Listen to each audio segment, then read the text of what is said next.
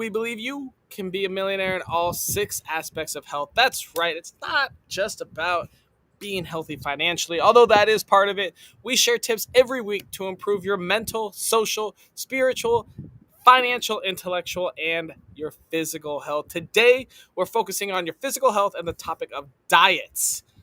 What how can you improve your physical health with diets? We're going to find out. If you have never seen Millionaires Are Made, this is the show built on the fundamental beliefs that every person you meet knows something you don't, and there's something to be learned from everyone in this big, beautiful world.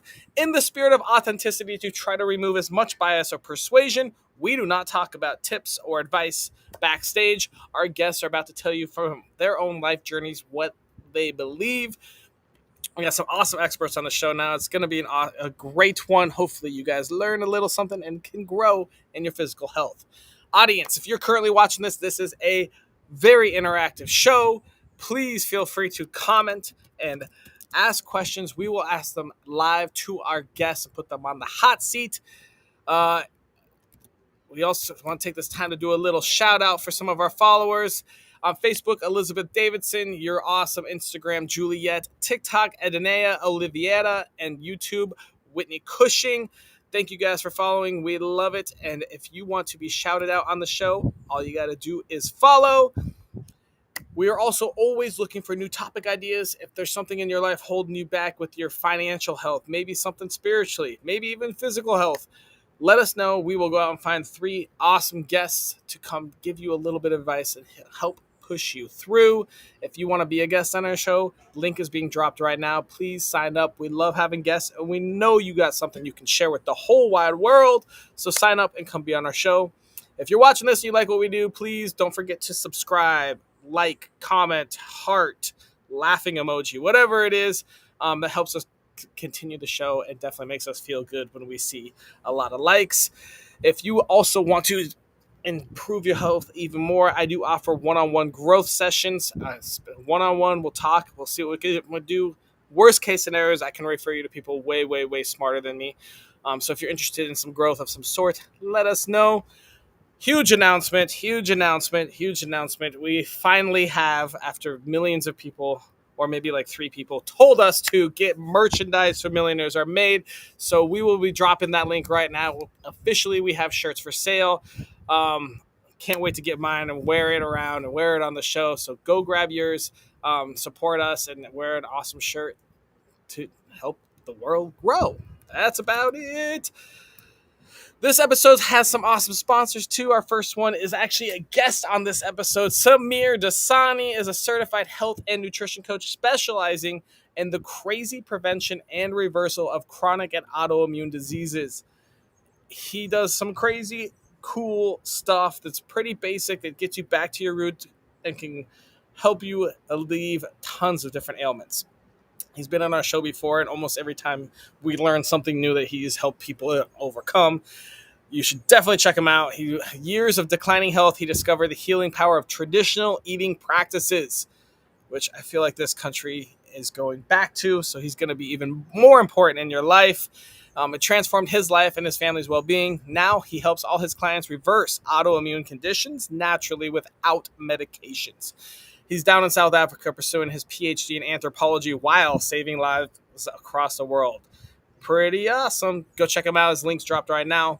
Our next sponsor for the day is Jesse Lewis, who brings unforgettable entertainment to your event. He flies around the world, and he's a comedy hypnotist, super insightful as well. He's not just hilarious, but also does interactive shows guaranteed to amaze and engage your guests. Go check out his link. Our next sponsor is Anthony McCauley, who is an endurance and wellness coach. He empowers runners, cyclists, and triathletes to optimize training, build resilience, and achieve peak performance. He has a passion for longevity and mental toughness, and he helps athletes push limits. And finally, we have, one of our favorite guests on the show as well, Anupama, who is a happiness coach, wellness healer, and speaker, lives out in the eastern part of the world and helps people find deep soul connection through mind and body. She's featured globally, and she's the author of the Zero Effort Journal. So you can join her for a free happiness session. Who does not want a happiness session? Every Monday at 5:30 p.m. IST, and that link is being dropped right now, so you can go check it out and see exactly what she is up to. And without further ado, that's all I've got for our pre-show ramble. And now it's time to bring out our first guest, which just so happens to be Samir. Samir, who are you? Hey Austin, how's it going, man? I think most of your viewers know who I am by now, but I'm a health and wellness coach. I'm an anthropologist. There's Moved here to always new viewers, there's always. always new viewers. I moved out here to South Africa. I'm getting close to 10 years now. We're loving it here. It's a beautiful country. I'm also, a trained jazz musician, and I like to write books. Lots of things we've talked about on previous podcasts. So yeah, that's A me. man that does literally everything. Every topic, Samir's like, yeah, I could do that. Yeah, I could No, do man, that. nothing. Yeah, no, your mathematics, economics, modeling, and so on. Although I can debate economists, but I can't actually do the modeling side of economics. But maybe that's Just something you can playing with teach me. numbers. There you go. There you go. So you can teach me that someday. We'll have an episode on advanced Done. mathematical economic models. Here you go, See how guys. that goes. It'll Yeah. be me, you, and zero viewers. All You right, never know. Samir, let's focus on the episode today, and let's ask you a very important question. If I wanted to improve my physical health with diets, what piece of advice would you give me? Yeah, this is a tough one for a couple of reasons. Because the word diet, if you think about it sort of from my perspective as an anthropologist and someone who talks about the human animal, we are the only animal that needs to be told what to eat, right? We're the only animal that sort of thinks about diets in this context, right?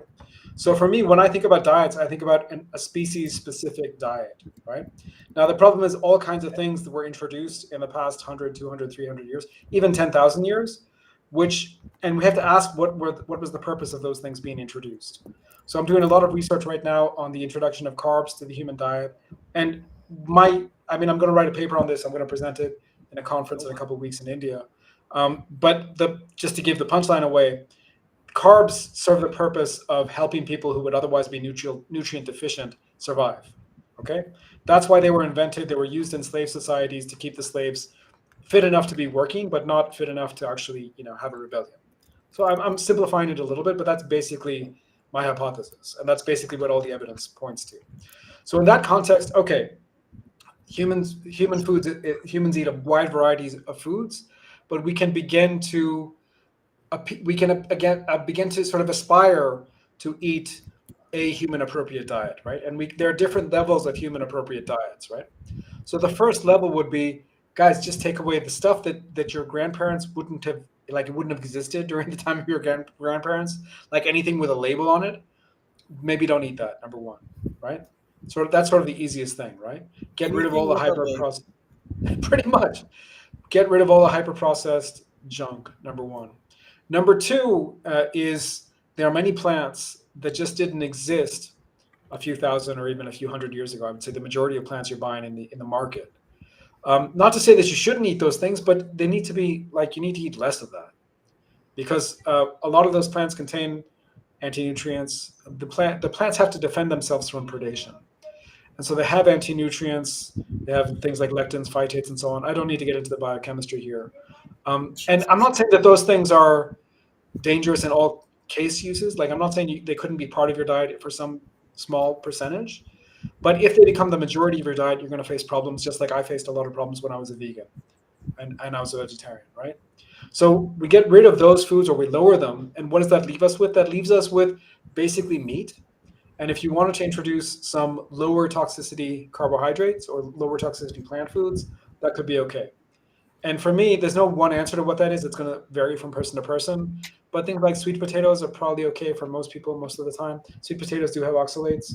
Things like blueberries are probably okay for most people most of the time. Again, those also have oxalates.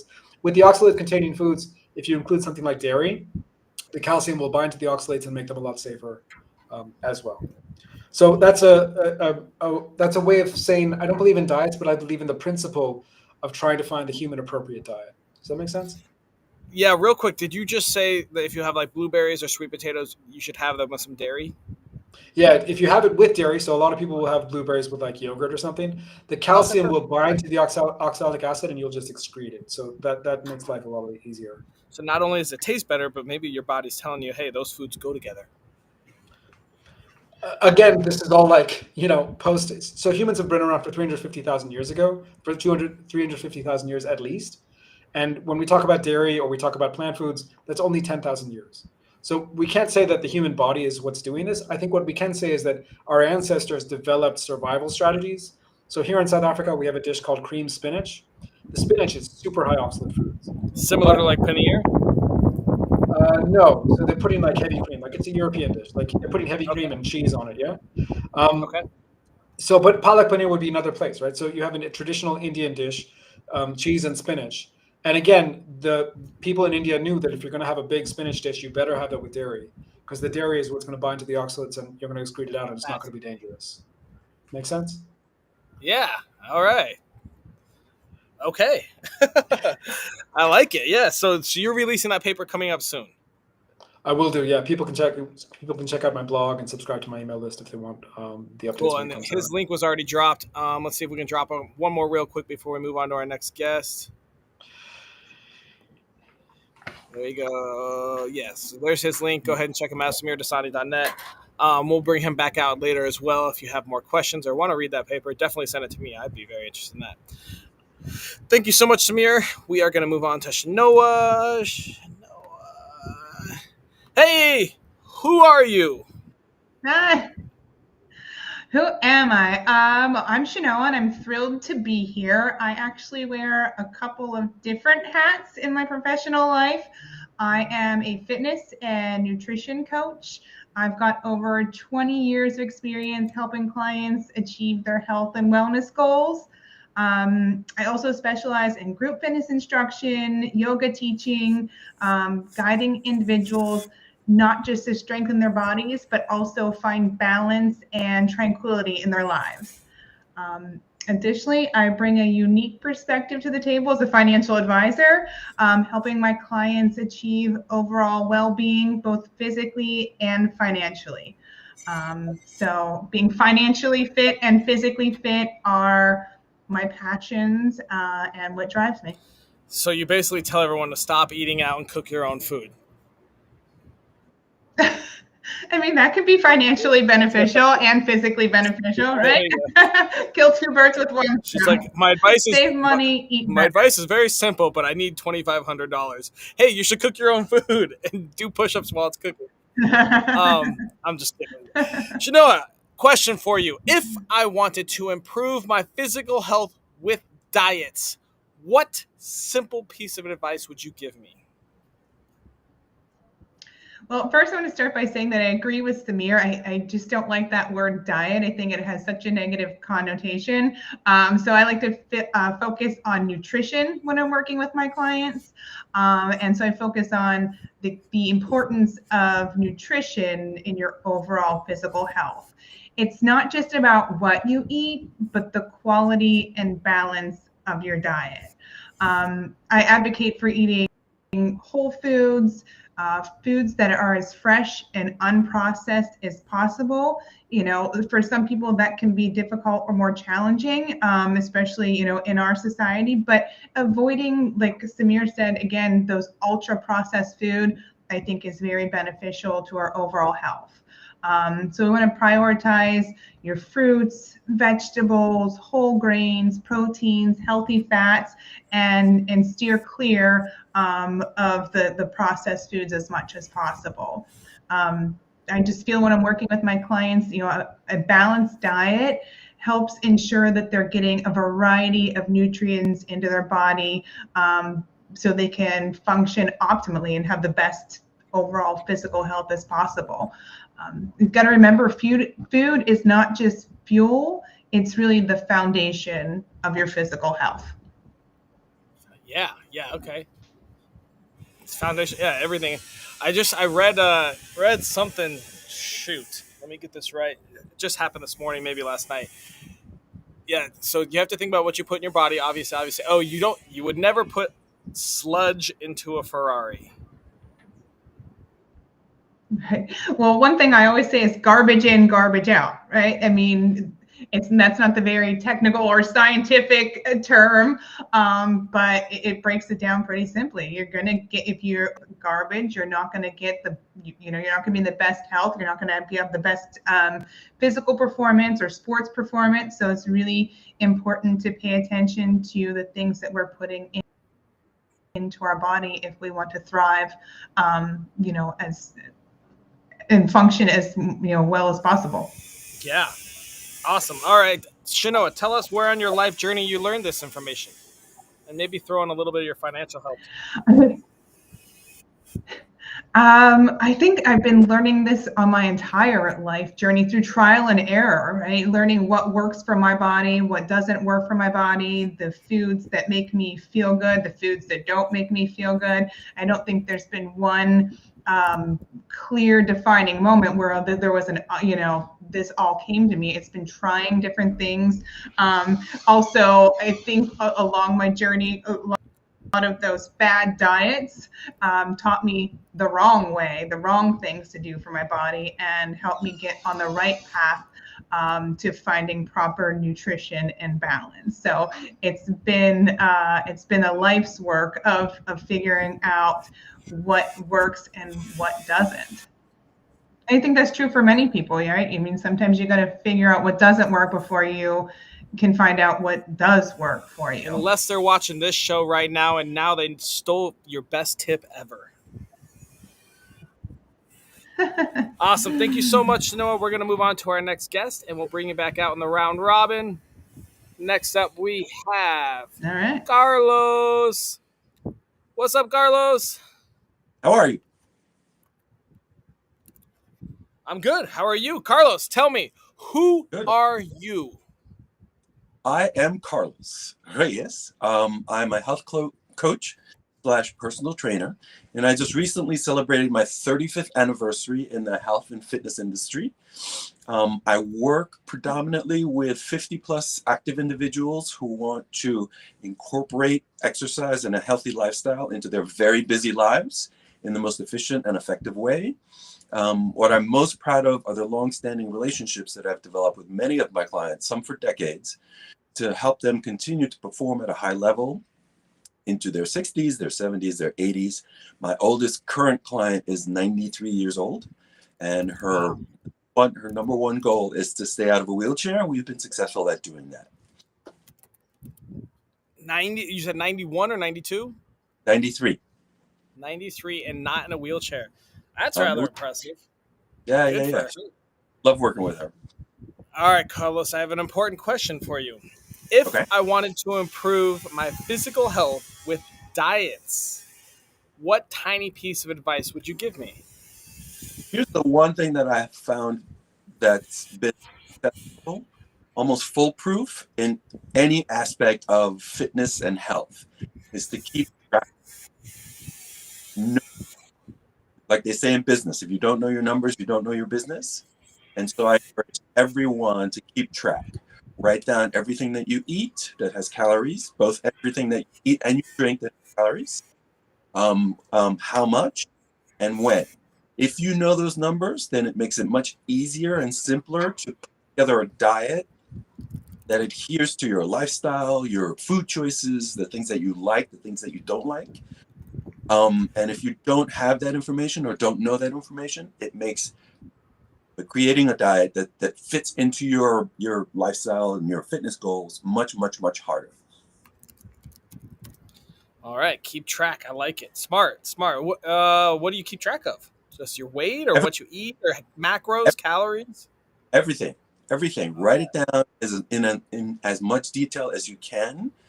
What you're eating, where that food is coming from, macros, micros, vitamins and minerals, what times you're eating, right? Because oftentimes what happens is people go for long periods of time. I live here in New York City. High stress, people are always on the go.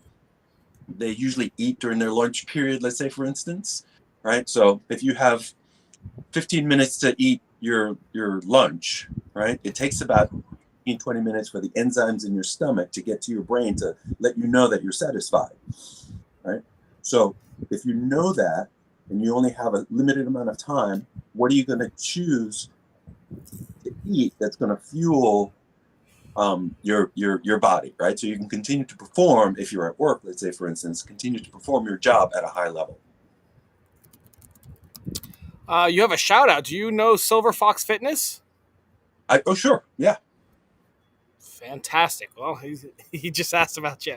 Carlos, quickly tell us where on your life journey you learned this tip. Well, again, 35 years ago, I started in this business as a trainer. And the one thing that we used to have to do when we were working with our clients is track everything down, right? What exercises they were doing, sets and repetitions. Yeah, and okay. so that practice you can use that practice for almost every aspect of your life, whether it's your finances or whether it's your health, whether it's your diet, whether it's your relationships. How many touch points do you have with friends and family who you love and you want to stay in contact with, right? If you keep track of all that stuff, it just makes it easier to assess that information, analyze that information, and then use that information to improve your health, well-being, your diet, exercise, your relationships, whatever the case may be. Awesome. Thank you so much, Carlos. We're going to bring everyone else out right now and start our round robin section. And I already have a question for all of you. Let's grab everyone out here. What's up, Samir and Shanoa? All right, first question to start this off with. Do you guys recommend any fitness or food applications for your phone? Yeah, I mean, I can start because my answer is really simple. Not really. I think, I'm getting ideas based on what Carlos said. There are food trackers that I've used over the years, off and on. But I'm a little bit more about intuition these days. Like, I think once we all, and I include myself at the top of this list, we have what I would describe as a dysfunctional relationship with food, right? I was a carb addict. I still am a carb addict in many ways, right? I have the tendency towards addiction. Make sense? So in that context, using apps and using these things really helps. But once I can regulate my emotions, once I can regulate my physiology, I just trust myself. Like, I'll tell you an example from today. Usually I don't really eat until 1 or 2 p.m. It's just, we've discussed fasting on previous shows, Austin. That's just my rhythm, yeah? But today, something was weird. I wasn't feeling quite right. I got hungry at like 10 in the morning. So I made my lamb chops and my egg smoothie. And I had it at 11 instead of 2 o'clock when I usually have it, right? And that's fine. I mean, did you say it was a lamb chop and egg smoothie? That's my breakfast. I'm on a lamb kick these days. I'm eating lamb chops pretty much every day. Wait, but you blend up the lamb chops? No. Sorry, I fried the lamb chops. Fried the lamb chops to medium rare or maybe rare. The egg smoothie recipe is 6 raw eggs in a blender with maybe 100 grams of cream, maybe a little bit less, 75 grams of cream, water and ice because it's hot here. It's summertime here in South Africa. So I make it, and then you start it at maybe a third full. That cream and eggs will blend up and you'll get some volume to that and it'll really fill you up. If you're the kind of person like me who has a tendency towards overeating, that egg smoothie thing for me, it's a lifesaver. It really fills me up. But then you cook the eggs after? No cooking, dudes. I don't cook the eggs. No. You eat the raw eggs? The raw eggs, yes indeed.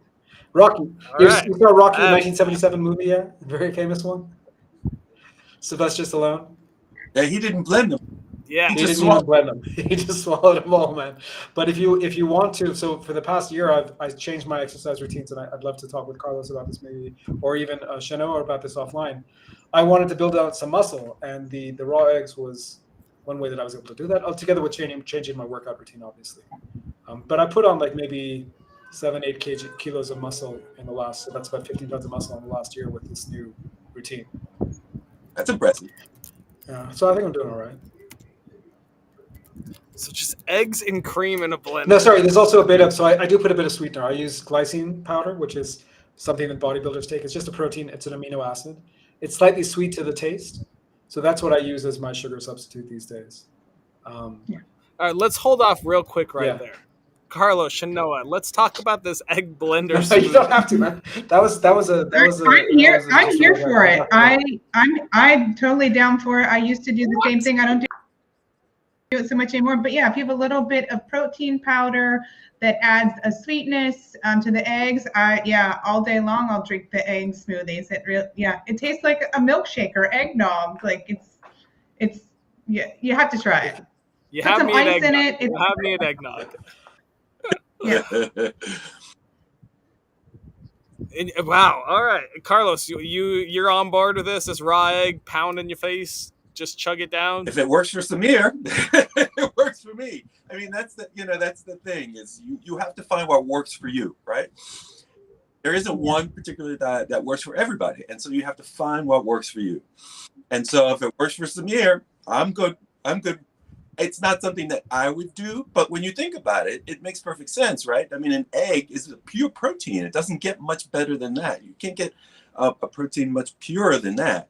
Now, brave man, he eats them raw, even with a little cream and the lysine, which I'm sure makes them taste better. But again, if it works for him, it works for me. And I think I've been doing this for such a long time that you want to individualize, whether it's an exercise program or a diet, because the idea is you want the person who you're working with to do it for the long term in a sustainable way, right? Oftentimes, many of these fad diets that people try to engage on or engage in or, try to stick to, they fail because they don't align with their lives. They don't align with the things that they like to eat. So one of the things that I do with my clients is in the whole keep track of what you eat is I make them make a list. What are the foods you love to eat? What are the foods that you hate to eat? And what are the foods that you can't live without? Right? Okay. And so if you deny yourself the foods that you really love to eat, right, then you're sacrificing pleasure, satiety, right? The things that I love to eat. So what you do in that situation is you decide, okay, these are the things that you can't live without. How do we control the amounts, right? How do we control when you eat? Oftentimes, for many of us, we eat for a myriad of reasons. We eat when we're happy, we eat when we're sad, we eat to celebrate, we eat when we have nothing better to do, when we're bored, sitting in front of a TV, right? So, you want to sort of look at it globally. If raw eggs works for you, go for it. Yeah, can I put a little disclaimer on the raw egg thing before we move on from that? Because I need people to hear the disclaimer. Please. The disclaimer is so the first disclaimer is eat any raw food at your own risk. Yeah, don't come after me if you hurt yourself with it. Number one. The second disclaimer is that the raw egg whites in particular, contain an anti-nutrient called avastin. Now, if you have it together with the egg yolk, again, it kind of binds and you'll pass it out and it's no big deal. But some people will have a reaction to the egg whites, especially raw egg whites.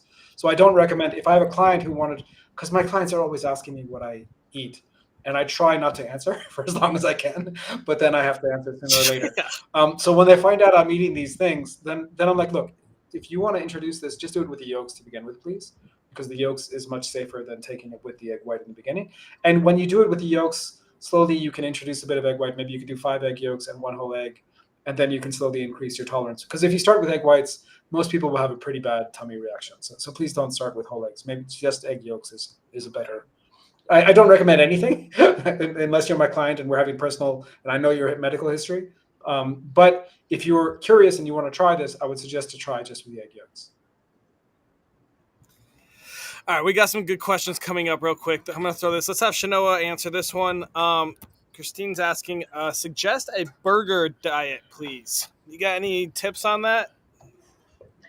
I would go back to Carlos's point of you can have, a burger on any diet. I mean, I wouldn't suggest eating only burgers, right? It's about adding variety. If you're only eating burgers, you're not going to get all of the nutrition that you need and, all the nutrients that you need. But, I don't think that a good diet cuts out everything that we love, or we won't stick to it. So if you want to, we have burger night here at my house on Friday nights. We've got burger night, no harm, no foul, right? Like my family loves burgers. I don't really prefer burgers, so it's not something that I incorporate into my diet. So it has to be very individualized. So I'd say to Christine, if you like burgers, then do not cut them out of your diet. It's everything in moderation. Nutrition is about balance and finding what works for your body. So I say add the burger into your diet. Don't cut out all the things you love, or the diet will be worthless because you won't stick to it. I feel like burgers can definitely be healthy too. I mean, the biggest drawbacks is like a fast food burger, right? They have these sauces that are full of random stuff and these buns that are just packed with empty calories. So if you make your own burger at home and you're using, good beef or lamb or whatever you want to use, I mean, a burger can be pretty healthy. A home cooked burger is definitely like a solid choice. Disagree with me if I'm wrong. No, absolutely. When you are in control of what you're making and putting in your body, it's definitely more healthy than not knowing what you're getting at a fast food joint or a restaurant. So if you're using, locally sourced ingredients, you know what you're getting, where it's coming from, and definitely making your own burger is a better option than going through the drive-through. But sometimes you want a McDonald's burger too, and that's okay. It's still about moderation. I'd say when you can, make your own food. But sometimes for convenience sake, people have real lives. They go through the drive-through. I don't advocate for that, but you gotta find that balance and moderation in your life and what works for you. Can I jump in here? Yes, and then we have go ahead. So Shanoa just used a word that triggers me, which is moderation, right? So I think there are two kinds of people, and we have to know who we are. There are people who are moderators, and there are people who are abstainers. This is how I like to think about it. And yes, there are some people who can do whatever it may be, the 1 potato chip or the 5 potato chips or whatever it is.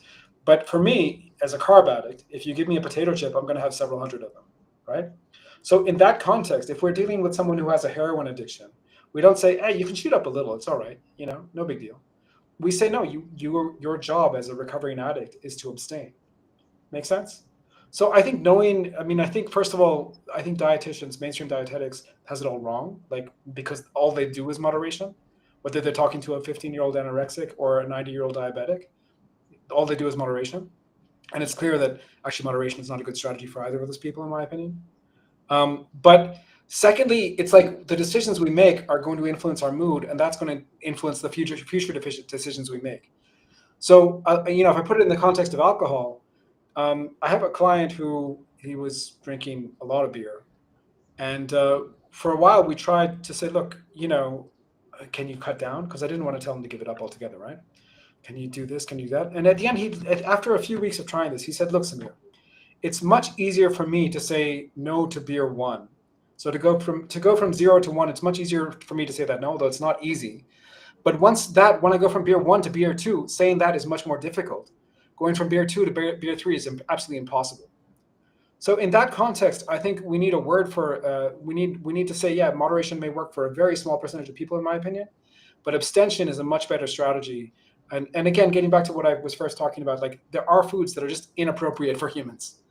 And there are options. Like I go to McDonald's. I don't go to McDonald's all the time, but I have had to go to McDonald's once or twice in the past year, whatever it is. I get 5 hamburgers without any buns, without any condiments, without anything, right? All stacked together, right? Because that's the food that I eat. That's what suits me, right? And moderation. Right? That is my version of moderation. And in fact, when I want to lose weight, I go on a hamburger-only diet, by the way. I'll only eat the hamburger patties if ever I want to lose weight. And that's all I'll eat for months at a time. So anyway, some food for thought there. Wow. I think hamburger. I mean, I can understand how moderation can trigger you, but you have to know the client, right? So this is very, painting with a broad brush. And if we're working with a client that has an eating disorder or, something like our health issue, obviously the advice is going to be very specialized, but, just in general, I think that also telling people to abstain can be very triggering to go in the other direction as well. And we've experienced that with clients. When you tell you can't have burgers, you can't have ice cream, you can't have chips, can often one, make people feel shameful and guilty, lead to binge eating, and I've seen all types of things. So it really has to be based on the individual client, the advice that you're giving. But in general. I don't like to tell anybody that they have to give up something, unless, if we're talking about addiction or eating disorder or something like that, that's a different level than, somebody that's trying to improve their overall health and fitness, in small steps, instead of just wiping out everything. You give them, measurable goals to get where they ultimately want to be. All right, we're going to move on to the next question. We've got some lined up here. What are the dangers of diet culture and obsessive eating habits? Well, I mean, I think diet culture can be, I guess the devil's in the details, right? I mean, the word diet can be triggering for some people. Eating plans, nutrition programs, and I think anything in an obsessive way, whether it's exercise or whether it's drugs or whether it's diet, can be detrimental to your overall health and well-being if it becomes an obsession, right? I think, just to touch on what so far, I think balance is a good word, right? Moderation works for some, but it doesn't work for others. Abstinence works for some, but it doesn't work for others. And I guess the bottom line, you have to know who you're working with. You have to know things that you like and don't like, and then figure out how you can put all of those pieces of the puzzle together to create a plan that's going to be sustainable and it's going to work for you in order for you to reach the goals. Well said. Well said. I think diet culture can really create unrealistic goals and standards for people and lead to, obsessive and destructive eating habits instead of healthy and balanced eating habits. So I think that our culture has been very instrumental in creating these unrealistic standards that people can't stick to. When they can't live up to that, it creates these obsessive, unhealthy eating habits oftentimes. Awesome. Thank you, guys. We got one last question, then we're going to move to our daily challenge. So we've got a question on what role does dopamine play in food obsession? Ooh, that's So dopamine is considered one of the hormones that are, along with serotonin, it's involved in the pleasure response. But the interesting thing about dopamine is that it's not really about the reward; it's about the desire to move, right? So we can genetically modify mice to not produce dopamine. Those mice just sit there, they have no motivation to do anything. So dopamine is super important. Now, what we found when it comes to food, especially sugar, we found that if you give someone who may be overweight sugar and look at their brain, do an MRI of their brain, it looks exactly like giving a cocaine addict cocaine, right? It looks exactly the same. So in that context, what I teach, and again, what someone wants to do is up to them. But we have to be clear about what is human appropriate food and what isn't. If you want to shoot coke, if you want to shoot heroin, if you want to drink alcohol, I'm not here to stop you. Those are individual choices, right?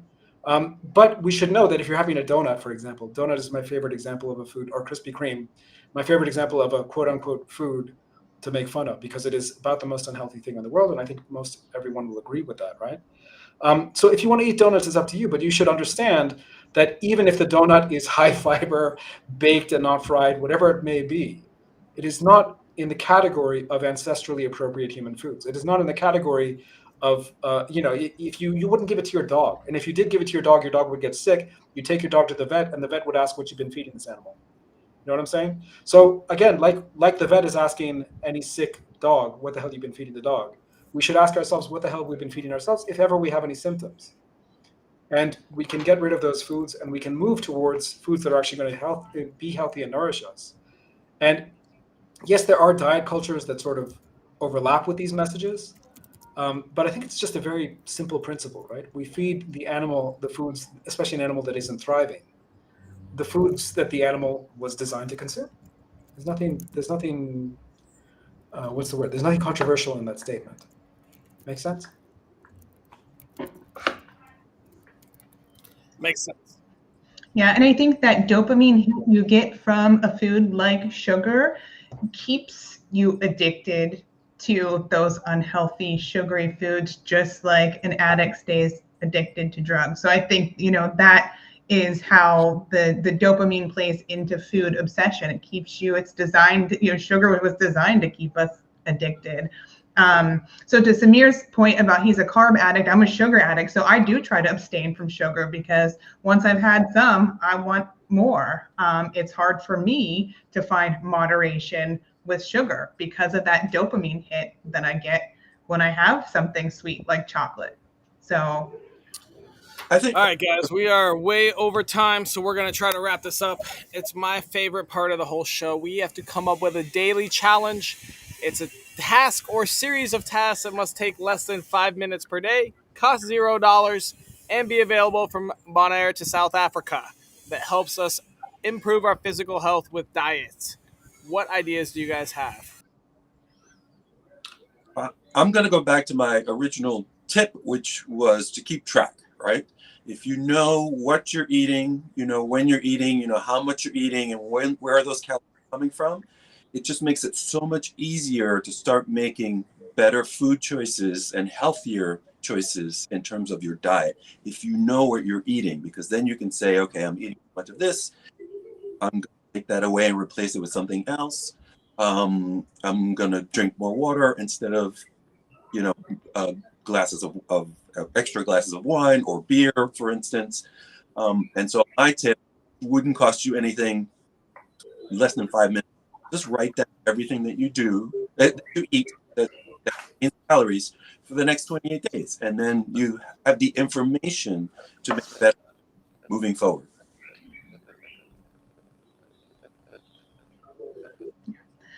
my tip would be to pay attention to how you feel and how your body responds to the foods that you're eating. And tracking the food can be a good way to do that, but really listening and watching how your body responds when you eat different types of foods, and keeping track of that, not only keeping track of your calories and your intake, but like the response that you have to different foods and beverages. Yeah, I like it. I mean, this is basically a food and mood tracker. We use it all the time. At least in my practice, we use it all the time. So what I would suggest, just to make it easier for your listeners, take a photo of everything before it goes in your mouth. And at the end of the day, so that takes literally 10 seconds just before you eat, not even. And then at the end of the day, spend 5 minutes, look at your photos, log what that was, and then write a little bit about how you felt after every meal or how you feel at the end of the day. Either way is fine. I like that. Yeah, that kind of sums it up, makes it easy. So take a photo of each meal, and then Carlos, how are we going to track the calories if you don't know that? I don't think we need to, man. I think the photo is enough. Well, But a lot of the fitness apps they will analyze the photo. Some of the fitness apps are so advanced now that you can take a picture of the food and it will analyze and spit back the calories, macros, nutrients, everything, if you want to do that. But I agree. I'm trying to get more away from tracking the calories and things and being more intuitive. Yeah, so my only response to that, though, is if I mean, we're talking from experience, right? We're fitness professionals, we're health professionals, we're health coaches. We have a lot more information that we use to our advantage to break that stuff down. But if you're a newbie, if you don't know anything, I think trying to be creative can be hard if you don't have the information, right? So you start knowing, knowing what you're putting in your mouth, being more mindful, right? Mm-hmm. And then assessing and breaking down that information. And it could be done, just Google it. I mean, there's so many apps and so many websites that you can go. And then that's where the intuition comes in. That's where the mindfulness comes in. That's where you start saying to yourself, I don't want to eat this because I know it's not as good for me as something else that I've discovered. Yeah, I agree. I think you're right. Like there's just such a disconnect. We know what we know, but there's such a disconnect. People don't realize how many calories they're eating or how much fat they're eating or how much sugar, and unless they really see it. So I think it can be helpful. But I'm going to push back on that, just because what should we be measuring? Like, I don't agree with the idea of measuring calories. I think it's a complete waste of time, for example. So if you said measure carbs and measure like glucose spikes, if someone was measuring blood sugar, like pricking their fingers, I'd be all about it. But I don't think that's practical either. And that's certainly not $0. So I think it's just useful to know. For example, I have a client who, sorry, go ahead. I'm not suggesting you measure anything. I'm suggesting you track it so you know exactly what it is, right?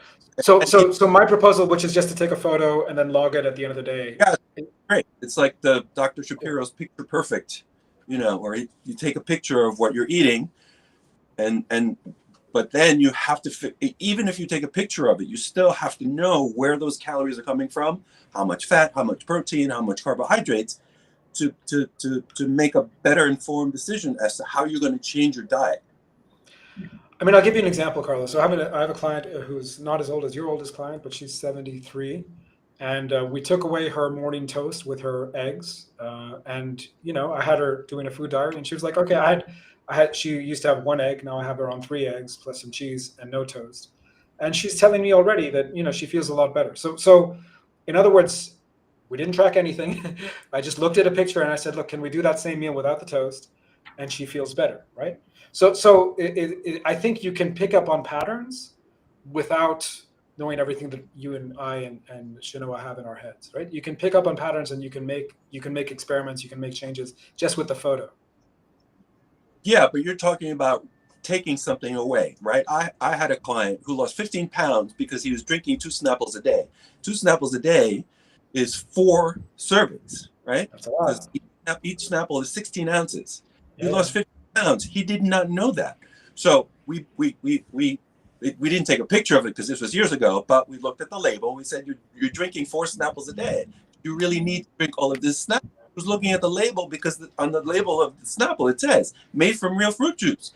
And he was like, yeah, I'm drinking something healthy. We took it away. He lost 15 pounds. Right? Another good example is you and I were talking about Whole Foods earlier. We're being bombarded by so much information that you walk into Whole Foods, right? The sign says Whole Foods. You would think that those foods would be up front and center. But when I walk into my Whole Foods, all I see are pastries, cakes, breads, right? I have to go downstairs to get the Whole Foods. Even the salad bar is super dangerous at Whole Foods, man. It's about gathering as much information as you can so you know exactly what it is that you're eating, so you can make better food. All right, guys. So I love that we have some many different schools of thoughts. We're going to just finalize this daily challenge here. We're going to take a photo of all the food you eat. I think that's a great idea. And then if you want to, audience, download a food app. I mean, there's FoodVisor, there's MyFitnessPal, I think Samsung S Health, Google Health. All these ones, you're more than welcome to do that. For our purposes, we're going to take photos, and then at the end of the day, we're going to scroll through our photos while thinking about our mood and our feelings. And journal for a second, and journal for a couple minutes or something. Yeah, and kind of, in the afternoon it sucked. And when you scroll by, maybe that's when you had your bag of chips. You're like, oh, all right. So if we can at least start correlating some of that, then maybe that'll bring some more of the intuition that all 3 of you have been talking about. And so I think that just taking photos and going through and thinking about your mood and doing a little journaling and kind of try to associate shit food and shit mood. Oh, I like that. That's a good shirt. Shitty food means a shitty mood. Speaking of which, Millionaires Are Made has merchandise. Links being dropped. Cool. So I think that's a good daily challenge. Take photos, think about your mood, and start associating food and mood as a good little step for us to do this. Y'all sound good with that? Sounds great. I like it. And then if you want to go above and beyond, you can start tracking your calories, your macros, and start, follow all 3 of them. Go message them and ask about it and see which one fits with you the most. Yada, yada, yada. We are so far behind because I knew that would happen because of our guests and this topic. It's a very, very interesting topic. And I guess, bottom line is there's multiple ways to do everything. Mm-hmm. Thank you guys so much. I'm going to wrap up this episode. Shanoa, Samir, and Carlos. Make sure you go follow them on Facebook. If you have any questions, DM them. Oh, God. One of our audience members wants to watch you eat your 6 eggs, Samir. All right. But in the end, physical health and diets. We just watched 3 super smart people talk about it, and none of them really had the same idea. They all have a little bit different schools of thoughts. So the bottom line is going to be your body and your health. Really, eventually, hopefully, you can be the expert of it. If you want tips and health, all 3 of our guests here today are great people, and if you message them, they will respond. If you go follow them, they'll leave you tips, and you'll have to figure out for yourself which one fits you the best, what school of thought you're in. If you want to be vegan, great, be vegan. Samir's not going to be your guy. If you're interested in whipping up some eggs and pouring them down your throat, maybe Samir's your guy.